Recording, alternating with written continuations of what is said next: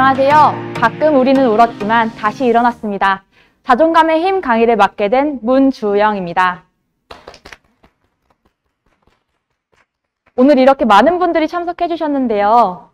저는 오늘 여러분들께 가끔 개복치처럼 무너지는 우리의 멘탈이 너무 땅끝으로 꺼지기 전에 다시 일어날 수 있는 힘, 자존감에 대해서 이야기해 드리려 합니다.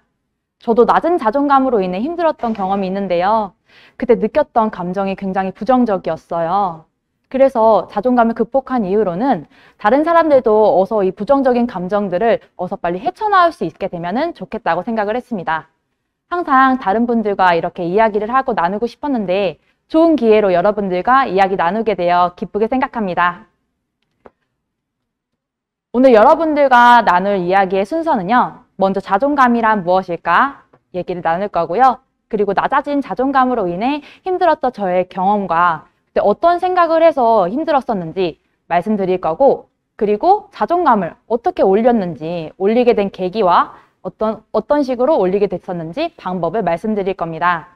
그리고 그때 방법들을 찾으면서 알게 됐던 자존감을 높이는 6가지 순서를 말씀드리려 합니다. 여러분들, 자존감이란 무엇일까요? 자존감 하면 어떤 생각이 드시나요? 자존감이란 어떤 것일까요? 한번 해볼까요? 그쵸. 네, 채팅창 분들도 많이 대답해 주시면 좋겠습니다. 자존감이란 말씀해 주신 것처럼 자기 자신을 존중하고 자기를 믿는 힘, 맞습니다.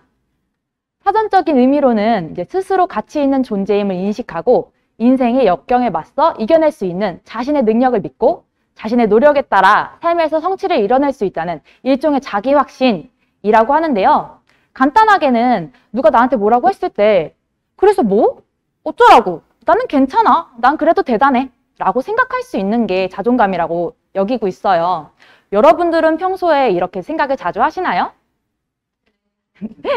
다들 보통 이렇게 생각을 잘 못하시기 때문에 정말 자신이 잘못하지 않은 일임에도 불구하고 자기 탓으로 생각을 하면서 자존감이 내려가기 마련입니다. 그럼 자존감이 내려간다면 어떤 느낌들이 있을까요? 그리고 우리는 언제 자존감이 내려가게 될까요? 제가 생각했던 대표적인 3가지로는 계획했던 일들의 실패, 의도치 않은 반복적인 실수, 그리고 주변 사람들의 말 한마디 한마디가 우리 자존감에 영향을 미치게 됩니다. 그럴 때 우리는 어떤 감정들이 느끼게 될까요? 먼저 자존감이 내려가게 되면 나를 믿는 힘이 내려가는 거기 때문에 나를 믿지 못함에 스트레스를 받게 되고, 그리고 이 답답한 상황 때문에 우울감을 계속 느끼게 됩니다. 그런 다음에 우울한 내 모습을 보면서 또 계속 스트레스를 받는 이 스트레스의 악순환이 반복이 되는 건데요. 이 스트레스를 여러분들은 어떻게 해결하고 계셨어요? 한번 생각을 해볼까요? 제 얘기를 한번 드려보자면 제가 이렇게 답답한 상황에서 스트레스를 받았을 때는 저는 전동 킥보드를 타고 다녔거든요. 그래서 너무 답답한 마음에 울면서 전동 킥보드를 막 타고 다닙니다. 시속 30km도 안 되는 전동 킥보드를 바람에 맞으면서 이렇게 전동 킥보드를 타는데 주변 사람들이 봤을 때는 좀 이상했겠죠? 근데 이 너무 답답한 마음을 어떻게 해결해야 될지를 몰라서 저는 이런 식으로 좀 해결을 했고요. 그거 이외로도 이제 방문을 쾅 닫고서 휴지나 신문지 같은 걸 갖고 와서 벅벅 찢습니다. 그러면 막 소리를 지르면서 울면서 벅벅 찢다 보면 속이 좀 풀려요. 그런 다음에 속이 좀 풀린 다음에 이제 주섬주섬 모아서 버리게 되는 거죠. 가장 간단하고 저렴한 방법이었어요. 그거 이외에도 친구를 만나서 수다를 떤다든지 아니면 맛있는 음식을 먹거나 여행을 가는 등 기분을 전환시키는으로써 스트레스를 풀 수 있는 방법이 있습니다. 하지만 우리가 느끼는 이 스트레스는 근본적인 원인은 자존감이 내려갔기 때문에 스트레스를 받는 것이기 때문에 쉽게 내려가지 않는 자존감을 갖는 것이 근본적인 해결 방법이 될 수 있다고 생각합니다. 그러면 저는 어떻게 여러분들께 저는 강한 자존감을 가졌다고 얘기를 할 수 있을까요? 그 전에 저도 자존감이 낮아서 힘들었던 경험을 먼저 말씀드릴까 합니다. 제가 자존감이 낮다고 생각했었을 때는 23살이었어요. 그때 저는 대학교 졸업식과 동시에 대학교 조교 생활을 시작합니다. 같이 일을 하시는 조교분이 한 분 계셨는데 그분은 저보다 한 달 더 일찍 들어오신 분이었어요. 제가 들어오기 전에 그분은 저한테 먼저 말씀을 하셨습니다. 주영쌤, 나는 아침에 좀 저기압이야. 이해해줘. 이렇게 말씀을 하시는 거예요. 그래서 그러실 수 있지 하고서 생각을 했는데 웬걸? 아침마다 저한테 소리를 지르는 거예요. 그래서 소리 지를 일이 아닌데 왜 이렇게 소리를 지르실까 하고서 뭐 이해해 달라고 하셨으니까 이해해 드려야지 하고서 최대한 친하게 지내려고 노력을 하면서 지냈는데 어느 날은 아침에 오자마자 학생들 다 있는 자리에서 저한테 소리를 지르는 거예요. 그래서 아 이거는 너무 아니다 싶어가지고 참다 못해서 한마디를 하게 됩니다. 쌤, 저도 소리 지르지 않아도 이해하고 알아들을 수 있어요. 저한테 소리 안 질러주시면 안 돼요? 라고 말을 하게 됩니다. 그러면 여러분들이라면 이렇게 말을 들었을 때 소리 지르지 않아주시면 안 돼요? 라고 말을 들었을 때 어떻게 대답하실 것 같으세요? 만약에 소리 지르지 말아주세요 라고 하면 어떻게 대답하실 것 같나요? 그쵸? 보통 사람들은 좀 미안해 하면서 의도치 않게 너를 상처 입혔구나 미안해? 이렇게 할 줄 알았어요 저도. 근데 그분은 예사롭지 않았습니다. 달랐어요. 그분이 하신 얘기는 내가 왜 그렇게 해야 되는데? 주혁쌤 나한테 불만 있는 거면 나한테 얘기하지 말고 그냥 나가서 내 욕해 라고 하시는 거예요. 그때 느꼈습니다. 아 이분은 나랑 안 맞는구나. 그냥 친하게 지내지 말아야겠다 라고 생각을 했어요. 그래서 저도 뭐 친하게 지낼 마음조차 없으니까 이제 찬바람 슝슝 불면서 둘이 일을 했죠. 근데 업무상에서 둘이 교류가 없으면 얼마나 일에 지장이 가는지 그때 깨달았어요. 교수님들한테도 많이 혼났고요. 근데 이렇게 업무상의 교류가 없던 와중에서 그 선임 조교님께서 친하게 지내셨던 위층 조교님이 계셨는데 그분이랑 뭐 말이 맞추셨는지 저를 왕따를 시키더라고요.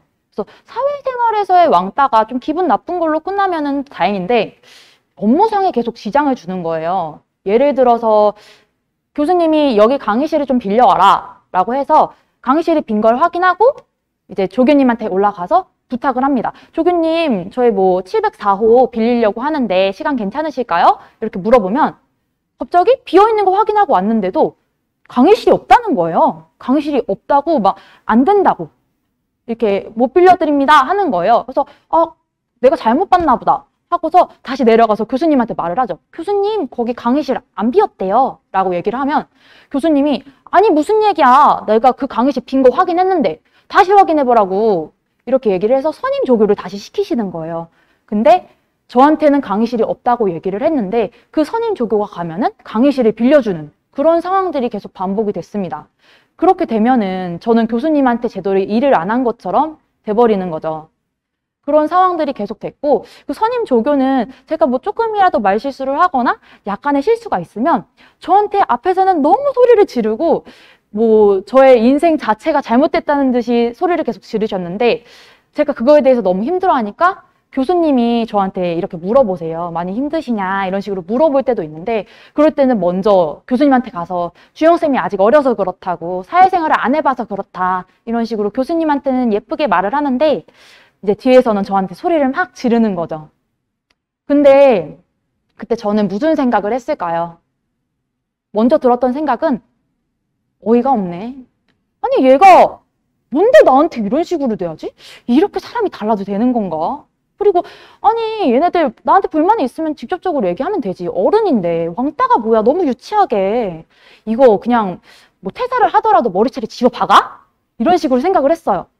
근데 바로 제 낮은 자존감이 말을 겁니다. 야, 너가 뚱뚱하고 자기 관리 안 하니까 남들이 무시하는 거 아니야. 너가 똑부러지게 행동했으면 쟤들도 너한테 함부로 못하지. 쟤네가 그러는 건 너도 약간은 잘못 있다? 라고 말하는 거예요.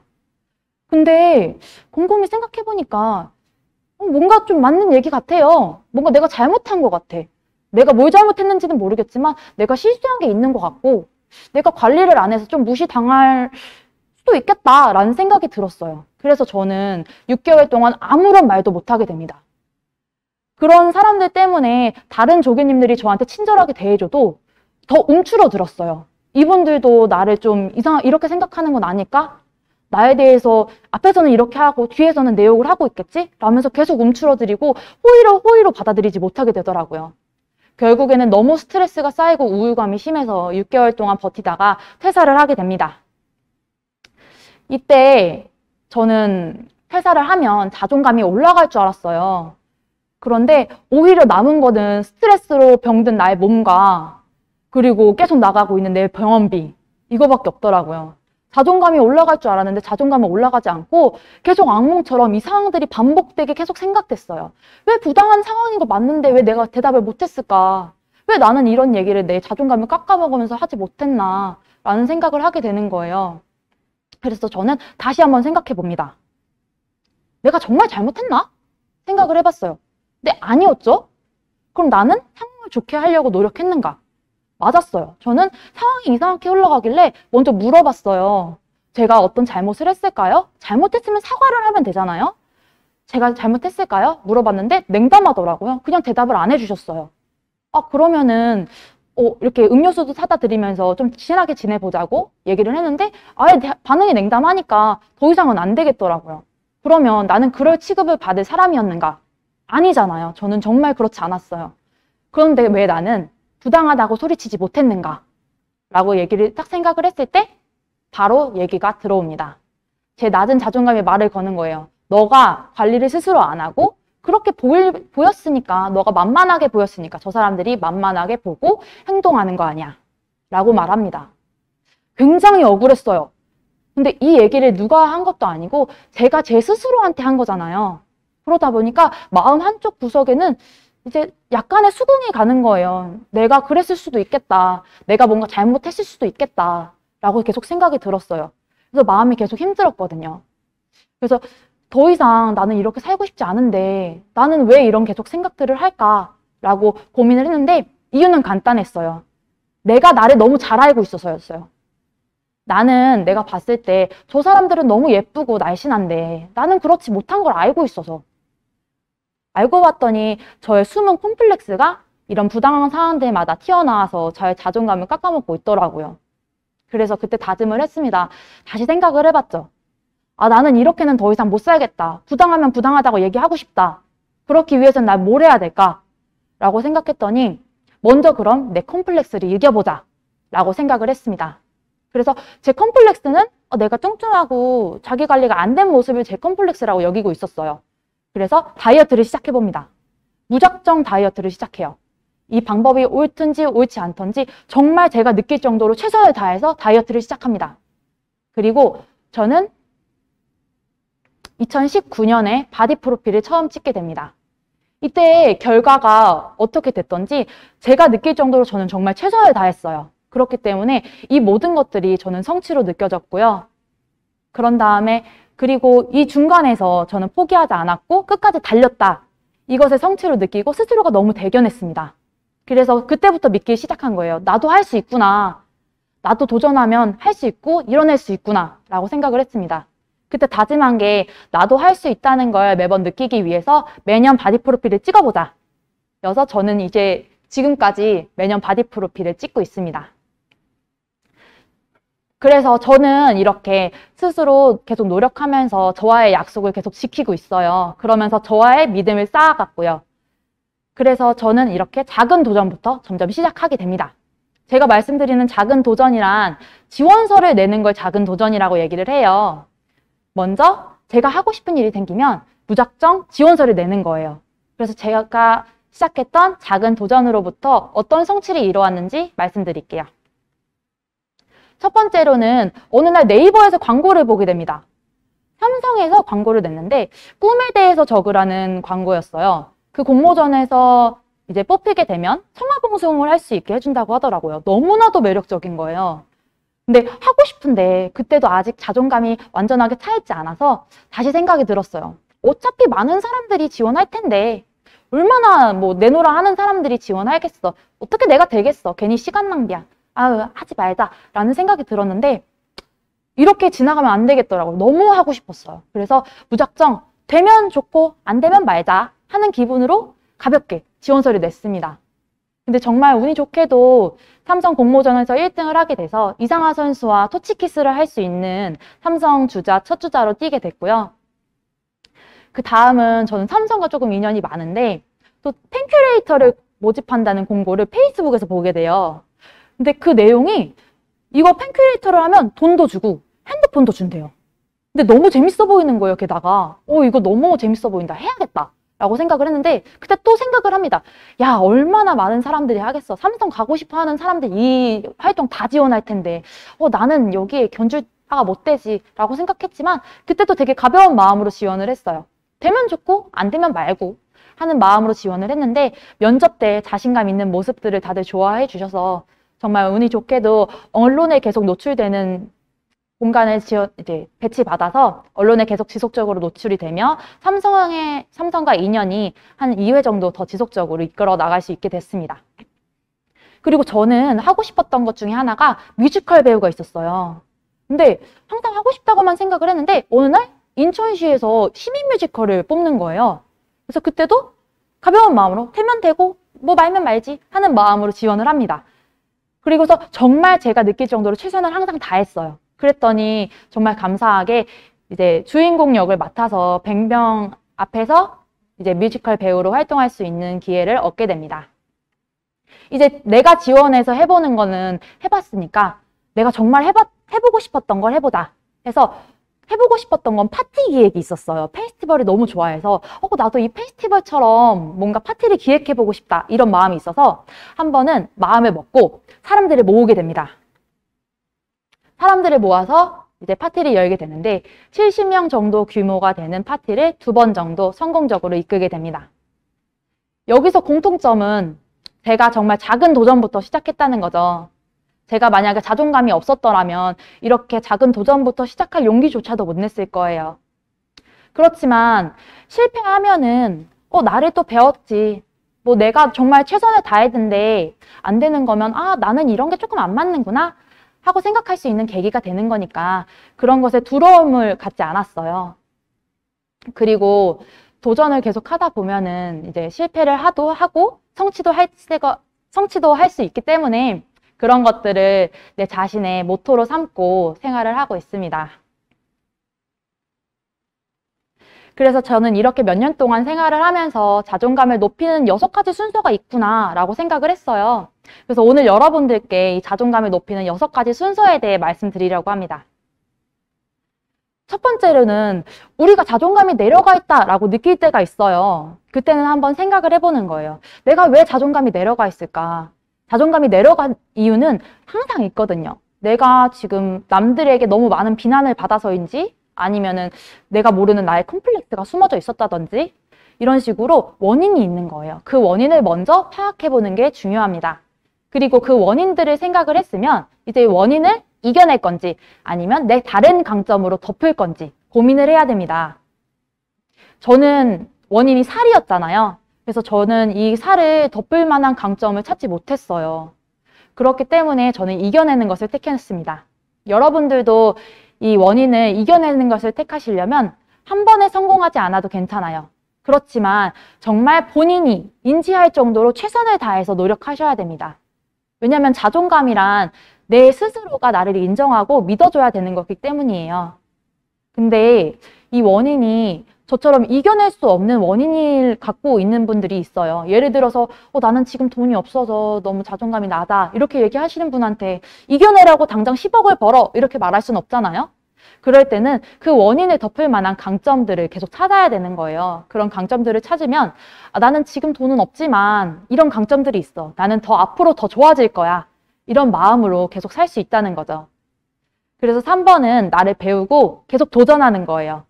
앞에서 강점을 찾기 위해서는 나를 알아야 돼요. 내가 뭘 좋아하는지, 그리고 내가 뭘 잘하는지, 내가 뭘 부족한지를 알기 위해서는 계속 나를 배우고 도전하셔야 됩니다. 그러기 위해선 여러분들은 오늘 꼭 집에 가셔서 글로 한번 써보시는 거예요. 여기 보시면 하고 싶은 것, 이루고 싶은 것 이런 식으로 주절주절 쓰게 되는 겁니다. 보시면 뭐 멋진 몸매, 영어회화, 밑에 보시면 뭐 파티 기획 이런 것도 다 있고요. 그리고 내가 원하는 것들을 먼저 적어보고 시각적으로 인지를 해야 됩니다. 그래서 생각만 하는 것보다는 손으로 적어보는 게 굉장히 중요해요. 그 다음에는 밑에다가 이것을 이루기 위해서는 뭐부터 시작할 수 있는지, 이루기 위해서 해야 할 것들을 밑에다가 적어보는 겁니다.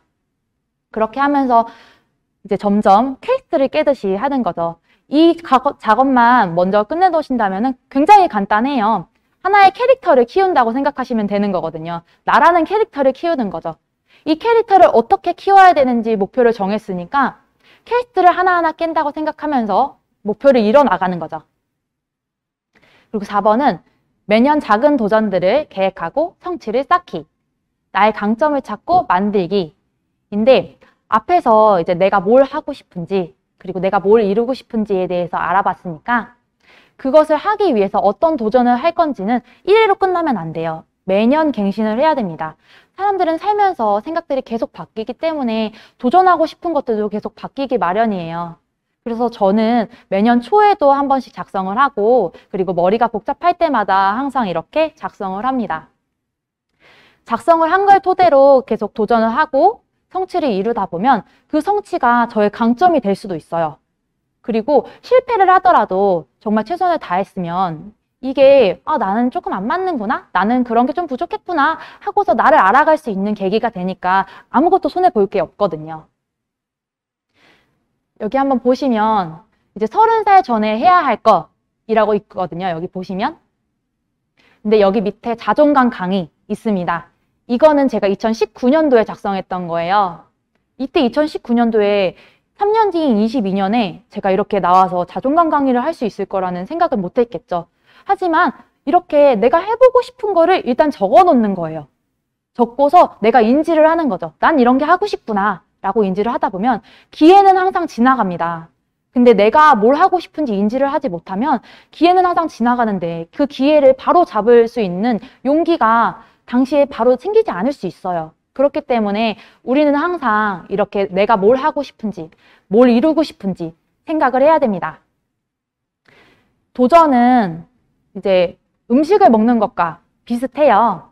우리도 음식을 먹어봐야 이 음식에 알레르기가 있는지, 알레르기가 없는지 알 수 있는 거잖아요. 도전도 계속 해봐야 이 활동이 나에게 맞는지, 나에게 맞지 않는지를 알 수 있는 겁니다.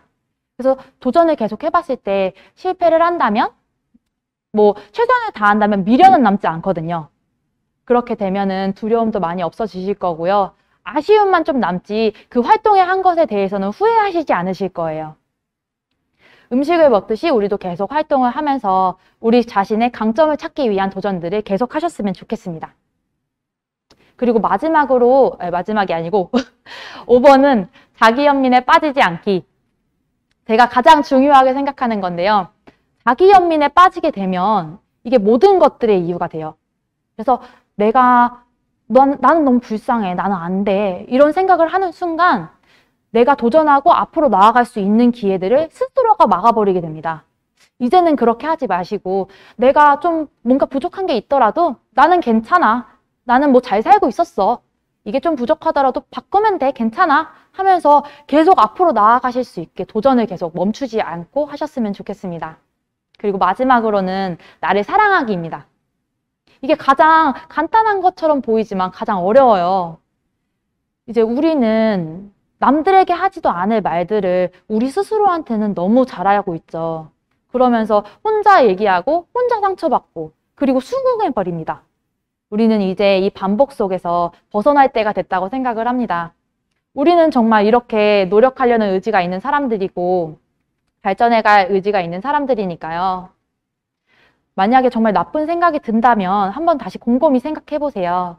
내가 정말 고쳐야 되는가? 생각을 해봐서 고쳐야 되면 고쳐보면 되는 거고 그게 아니라면 어때? 난 그래도 괜찮아. 난 그래도 멋져. 하고서 넘겨버리는 거죠. 이렇게 우리가 한 번씩 살다 보면은 어떤 사람들은 우리의 자존감을 깎고 싶어 하는 사람들이 굉장히 많아요. 그럴 때는 저는 지금은 당당하게 얘기할 수 있습니다. 그만해. 그렇게 그만 말해. 너는 내 자존감을 깎고 있어. 다음부터는 그런 식으로 얘기하지 마. 이렇게 얘기를 하고 저의 자신을 지키는 거예요. 그렇게 하면서 만약에 그 사람이 계속 그런 식으로 말을 하게 된다면 그 사람이랑 저랑은 맞지 않은 거예요. 그러면 조금 거리를 두면서 내 자신을 지킬 수 있는 노력들을 굉장히 많이 하셨으면 좋겠습니다. 제가 친구들에게 항상 하는 얘기가 있는데요. 우리는 우리가 생각하는 것보다 훨씬 더 대단한 사람들이고 그리고 존재 자체로도 항상 멋지고 빛나는 사람들입니다. 오늘 이렇게 와주신 여러분들께도 다시 한번 말씀을 드리고 싶고요. 항상 자신을 위해서 노력하고 이렇게 빛나는 여러분들의 앞날을 항상 응원하면서 감사합니다.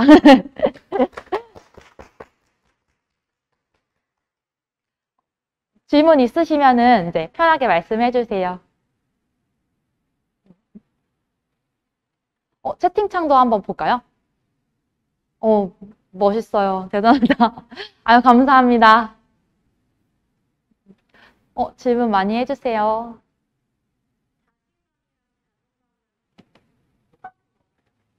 자신감이랑 자존감은 제가 생각하기로는 자존감이라는 거는 나를 믿는 힘이고 자신감은 내가 어떤 걸 했을 때 내가 해낼 수 있다는 믿음이라고 생각을 해요.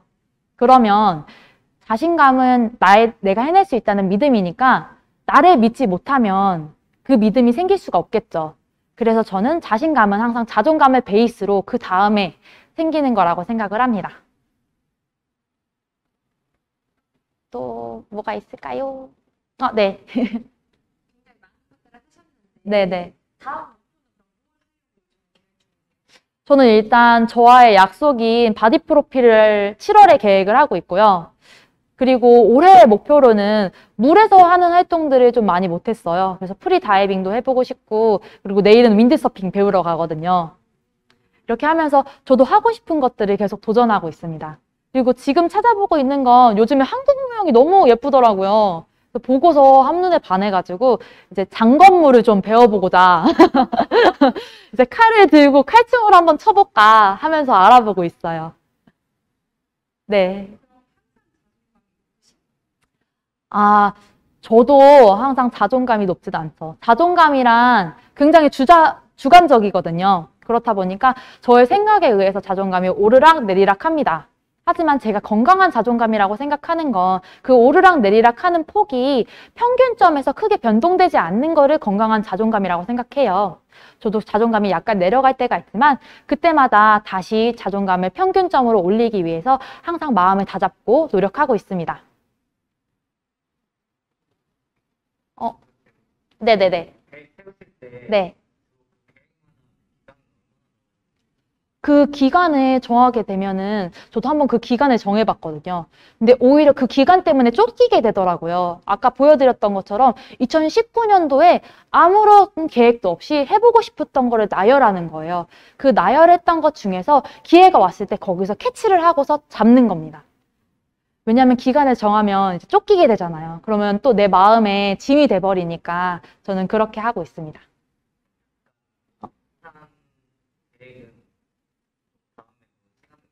네, 맞아요. 그래서 아까 전에 나왔던 것도 항상 제가 적는 내용이 비슷한 내용들이 겹쳐 있어요. 다이어트는 매번 들어가 있고, 그리고 전년도에 하지 못했던 계획들은 또 다시 2월에서 내년에 또 계획해보고, 그리고 계속 하다 보면은 중간중간에 이게 멋있어 보여 하고서 도전하는 걸 또 추가해서 바로 할 수 있는 거면 바로 그걸 해버리거든요. 그래서 너무 시간에 쫓기지 않고 하고 싶었던 일들부터 먼저 차근차근 해보시면 좋겠습니다. 잠시만요. 처음부터 읽어볼까요? 자기 합리화는 자존감을 위해 필요하다고 생각하시나요? 네, 저는 어느 정도는 필요하다고 생각합니다. 자기 합리화라는 게 너무 극도로 자기 합리화를 하면 좀 다른 사람이 느끼기에는 우기는 것처럼 느껴지겠지만 내가 내 자신을 위해서 나를 지키는 그런 기전으로 활용하는 자기 합리화는 어느 정도는 항상 필요하다고 생각합니다.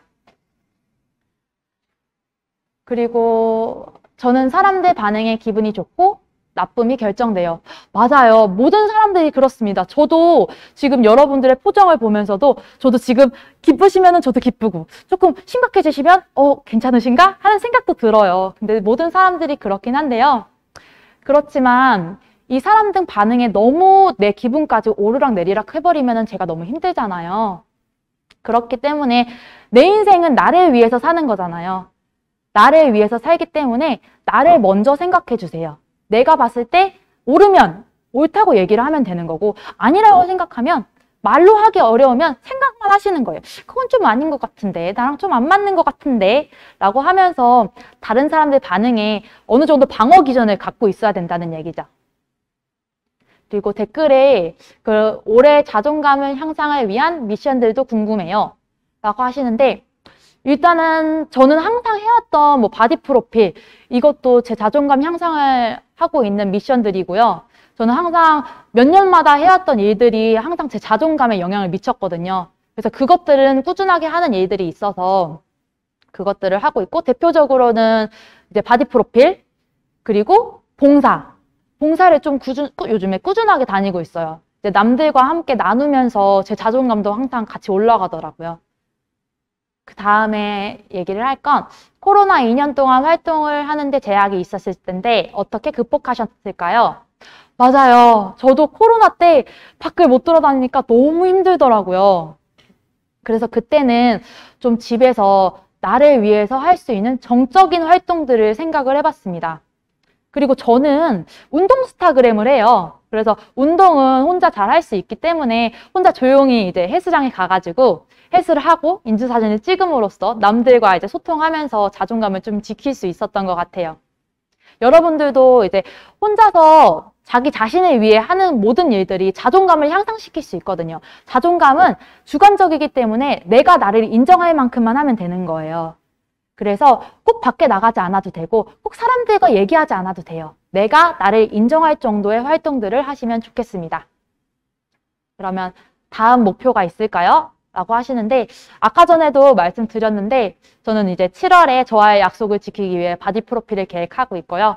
그리고 장건무가 요즘에 너무 멋있어 보여서 장건무를 배울 겁니다. 나중에 배우게 되면 이제 여러분들께도 한번 보여드릴게요. 이제 다음 질문은, 타인과 비교해서 낮아지는 자존감들은 어떻게 해결하면 좋을까요?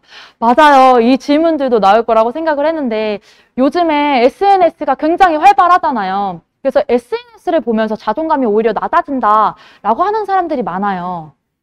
근데 저는 그렇게 생각을 하는 게, SNS를 보면서 남들과 비교하면서 자존감이 내려가는 거는 내 자신이 무엇을 하고 싶은지, 내가 어떤 걸 잘하는지에 대해서 정확하게 인지를 못해서 남들이 하는 게 너무 멋있어 보이는데 나는 그렇지 못해서 좀 자존감이 내려간다 라고 생각을 했거든요. 저도 옛날에는 그랬어요. SNS를 보면은 다들 몸짱이고 막 다들 서핑을 하고 있고 너무 멋있게 사는데 나는 왜 이렇게 일만 하고 뭐 몸매도 안 좋고 왜 이렇게 살까라고 생각을 했는데, 여러분들이 보시고 멋있다라고 생각하는 거를 한번 목표로 정해보세요. 그렇게 하면서 저도 몸짱인 인스타 분들이 너무 멋있어가지고 운동 스타그램을 시작한 거거든요. 먼저 시작하다 보면은 여러분들도 그렇게 될 수 있습니다. 이제 남들과 비교해서 자존감을 낮게 하지 마시고 나도 그렇게 살 수 있다는 것을 믿으시고 계속 노력하시면서 자기 자신을 더 붙돋을 수 있는 활동들을 많이 해주셨으면 좋겠습니다. 자기 효능감을 기르는 방법은 무엇일까요? 자기 효능감은 비슷하죠? 이제 자기를 위해서 살고 있는 거니까 항상 인생의 중심은 나 자신이라고 생각을 하세요. 그래서 저는 항상 생각을 하는 게, 거울을 보면서 누가 그런 얘기를 했거든요. 홍석천 님이 그런 얘기를 하셨던 것 같아요. 1년이라도 내 자신을 보면서 와, 진짜 내 몸매 미쳤다. 나는 인생을 살아봐라. 라고 했거든요. 그렇게 생각을 하면서 거울을 보면서 와, 나 오늘 진짜 멋있다. 라고 생각할 정도로 우리를 위해 노력하면은 더 좋아질 거라고 생각합니다. 생각이 너무 많아질 때가 있나요? 그럴 때는 어떤 활동들을 하시나요? 맞아요. 생각이 너무 많아질 때가 있어요. 하고 싶은 게 너무 많고 그럴 때는 생각이 너무 복잡해요. 그럴 때는 아까 전처럼 그 연마다의 계획을 세우는 거 있잖아요. 그거는 저는 연초에도 하지만 생각이 너무 복잡할 때는 한 번씩 다시 써봐요. 내가 뭘 하고 싶었던 건지, 내가 뭘 이루고 싶었던 건지, 그러기 위해서는 난 뭘 도전을 해야 되는지 하고서 한 번씩 적어보면서 눈으로 보는 거예요. 머리로 생각하는 거 이해로 눈으로 먼저 보면 바로 인지가 되거든요. 그리고 눈으로 본 다음에 여기서 우선순위를 매기는 거죠. 이제 내가 뭘 먼저 할 수 있을까? 내가 뭘부터 시작할 수 있을까? 라고 생각을 하고요. 그거 외에도 너무 생각이 많아지면은 저는 잠깐 멈춰요. 내가 이미 생각했던 것보다 너무 많이 생각을 하게 된다 하면은 잠깐 멈추고 지나왔던 과거들을 한번 되돌아보면서요. 이제 내가 지금까지 해왔던 일들이 있고 이제 나를 다시 믿으니까 앞으로도 나는 더 잘할 수 있다 하면서 다시 순서를 정하는 거죠. 지금의 직업은 무엇인가요? 저는 특이하게 제조업체에서 총괄 관리를 맡고 있어요. 그래서 총괄 관리를 맡다 보니까 제가 하고 싶었던 일들과는 조금 달랐거든요. 그런데 저는 하고 싶은 일들도 많고 이루고 싶은 목표도 많기 때문에 이 적어놨던 거를 일에 치여서 포기하고 싶진 않았어요. 그래서 항상 퇴근을 하면은 학원을 간다든지 아니면 운동을 간다든지 하면서 퇴근 이후는 온전히 내 시간이니까 그 시간을 활용해서 저에게 자존감을 높이는 행동들을 많이 했습니다. 계획을 어떻게 세우시나요? 아까 전에 질문한 거랑 비슷한데 저는 큰 계획을 먼저 세워요. 대신에 구체적인 계획은 이 활동을 정말 할 수 있을 거라는 확신이 들었을 때 그때 시기를 결정합니다. 먼저 해야 될 거는 내가 뭘 하고 싶은지, 뭘 도전하고 싶은지 리스트를 작성하고 그 리스트를 인지를 한 다음에 그게 기회가 왔을 때 어떤 순서로 이 기회들을, 이 목표들을 헤쳐나가야겠다라고 하고서 그 계획들을 그때서야 세우는 거예요. 그래서 저는 지금은 큰 틀에서만 하지 작은 계획들은 크게 세우고 있지 않습니다. 자존감을 올리기에 운동이 정말 좋다고 생각하는데 시작하기 두려워요. 늘 계획만 하다 실패하는 제 모습에 자존감이 더 떨어지는 것 같습니다. 그냥 무작정 시작하면 나아질까요? 무작정 시작하더라도 실패해보는 게 나을까요? 네, 맞아요. 저도 똑같이 그랬습니다. 저도 항상 통통했는데 다이어트를 항상 했죠. 근데 제가 바디 프로필을 찍겠다고 마음을 먹었을 때가 그거였어요. 저는 저를 너무 잘 알거든요. 저도 계속 도망쳤어요. 그렇게 할 걸 알고 있기 때문에 제가 다이어트를 맨 처음에 시작할 때는 고삐를 하나 칩니다. 먼저 사람들한테 소문을 다 내놔요. 야, 나 다이어트 해. 다 다이어트 해. 이렇게 소문을 내놓고 무작정 고가의 바디 프로필을 예약을 합니다. 그래서 도망칠 수 없게 고삐를 지어놔요. 그리고서 무작정 3개월 동안 그 고삐 때문에 달리는 거예요. 이미 소문은 내놨고 내 평판 때문에 뭐 도망칠 수도 없으니까 일단 달려보자 하고서 하는 거죠. 그래서 저는 무작정 시작이라도 해보는 거 정말 찬성합니다. 일단 시작이라도 해봐야 내가 어디까지 달릴 수 있는지, 그리고 달려봐야 내가 그 달리는 과정에서 어떤 실수가 있었는지, 어떤 게 부족했는지를 알고 다시 달릴 수 있는 원동력이 되거든요. 그래서 정말 먼저 출발해보시는 거 강추드립니다. 요즘 핫한 미라클 모닝이 자존감을 올리는데 도움이 될까요? 저도 이 미라클 모닝을 많이 들었거든요. 이제 새벽에 일어나가지고 찬물로 샤워하고 이제 명상을 하고서 본인의 마음을 다잡는다라고 하길래 저도 이게 좀 도움이 될 거라고 생각을 해서 해봤어요. 근데 저는 안 맞더라고요. 그 미라클 모닝이 아침형 인간한테만 맞는 것 같아요. 오히려 저는 아침에 일어났는데 너무 피곤하고 그날 하루를 좀 날리는 적이 굉장히 많았어요. 그리고 찬물 목욕이 너무 힘들었고요. 너무 춥더라고요. 그래서 미라클 모닝이라는 게 내 마음을 더 들여다보고 내 자신을 더 들여다보라는 얘기거든요.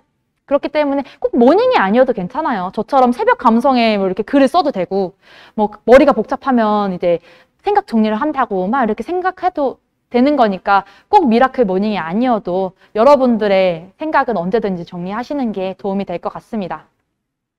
조금만 올려주실 수 있나요? 그동안 아니요, 밑에 부분이 안 보여가지고. 잠시만요. 그동안 했던 도전들 중에 가장 기억에 남거나 보람 있었던 도전을 알고 싶어요. 제가 했던 도전들 중에 가장 기억에 남는 것들은 앞에 말씀드렸던 그 4가지가 가장 기억에 남긴 하거든요. 근데 일단은 가장 기억에 남는 건 누가 뭐라 해도 성화봉송인 것 같아요.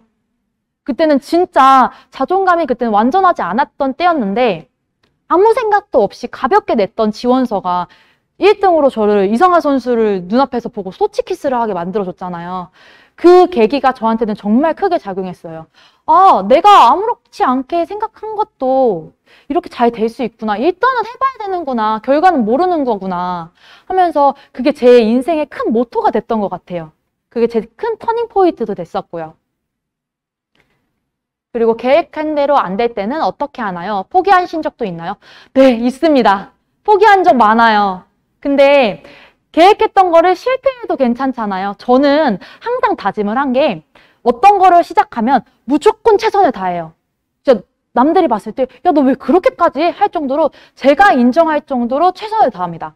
그렇게 되면 실패를 하더라도 이게 아쉬움은 있는데 아, 내가 이 도전을 왜 했지? 라는 후회는 없었어요. 그리고 항상 최선을 다했기 때문에 아, 이렇게 했으면 더 괜찮았을 텐데 라는 미련도 없었고요. 그래서 그때는 오히려 아, 나 이렇게 최선을 다했는데도 안 되면 나는 이건 좀 안 맞나 보다 하고서 저를 알아가는 계기가 됐던 거죠. 그리고 최근에 했던 포기를 생각해보자면 하나는 아크로바틱을 배웠어요. 한번 유튜브에서 공중제비 도는 분들이 너무 멋있는 거예요. 그래서 이거 배워야 된다. 그래서 공중제비 도는 거를 배웠습니다. 근데 잘 안 되더라고요. 이게 하던 사람도 아니고 몸도 무겁고 하니까 성인이 돼서 하려고 하니까 너무 어렵더라고요.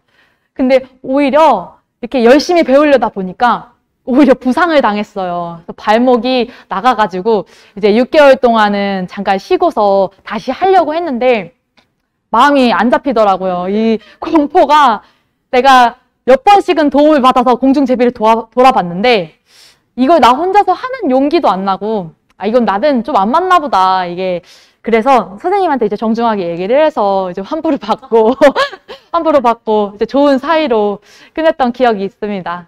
그래서 저는 이렇게 실패하는 거에 두려움은 없어요. 저는 이제 아크로바틱이 저랑 맞지 않다는 걸 알게 됐잖아요. 그걸 하지 않았다면 저는 항상 아크로바틱 보면서 야, 진짜 멋있다. 저거 나도 해보고 싶다 하면서 마음속만 계속 그랬을 텐데 일단 해봤으니까 야, 멋있다. 근데 나는 안 되지. 저 사람들 하는 것만 봐야겠다 라는 마음으로 그냥 가볍게 생각하고 있습니다. 도전해보고 싶어지는 이야기를 감사합니다. 아, 감사합니다. 여러분들이 이렇게 얘기해 주시니까 저도 이렇게 말씀드리는 게 너무 기쁘고 영광입니다. 그러면 여기까지 하는 걸로 하고 여러분들 이렇게 함께 해주셔서 너무 감사드리고요. 여러분들의 앞날을 항상 응원하고 있을 테니까 항상 이렇게 빛나시길 바랍니다. 그리고 이제 강의 끝나면은 만족도 조사를 해요. 만족도 조사를 하고 선물도 드린다고 하니까 함께 만족도 조사 해주시고요.